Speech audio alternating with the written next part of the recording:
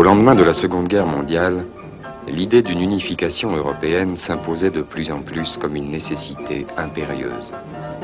Robert Schuman, homme des frontières, de culture franco-allemande, une fois devenu ministre des Affaires étrangères, a cherché la solution d'ensemble au niveau européen. We cannot aim at anything less than the union of Europe as a whole, and we look forward with confidence to the day when that union will be achieved.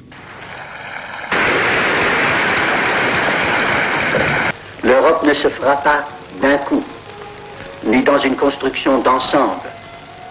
Elle se fera par des réalisations concrètes, créant d'abord une solidarité de fait.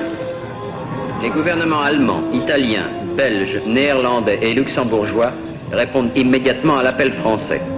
Depuis ce matin, 1er mai, nous tous, Allemands, Belges, Français, Hollandais, Italiens et Luxembourgeois, devenons Européens.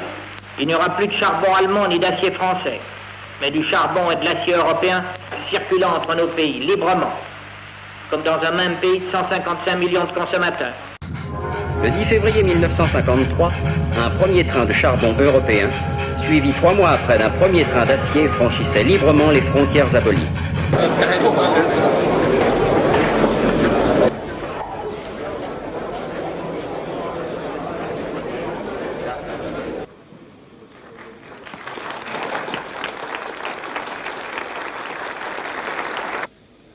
L'acte unique européen. Cela se résume en 2 mesures. D'abord, à partir de 92, l'Europe deviendra un grand marché où les hommes, les marchandises et les capitaux circuleront librement.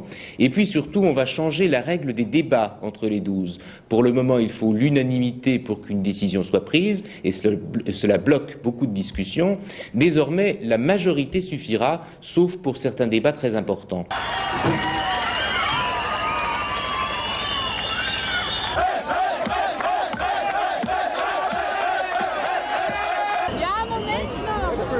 Le traité de Maastricht que voici aura été entièrement négocié en 1 an.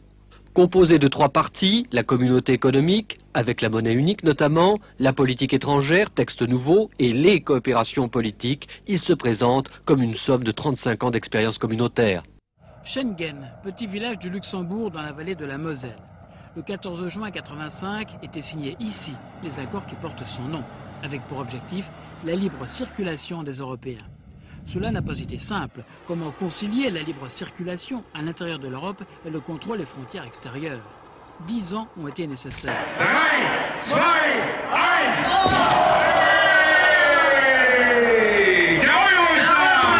25 drapeaux hissés au plus haut dans le ciel irlandais. L'image restera le symbole de ce 1er mai au son de l'hymne à la joie, l'hymne européen.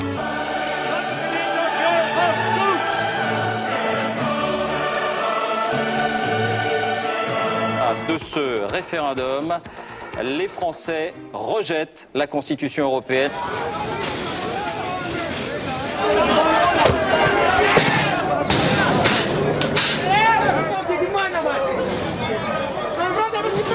The Norwegian Nobel Committee has decided that the Nobel Peace Prize for 2012 is to be awarded to the European Union.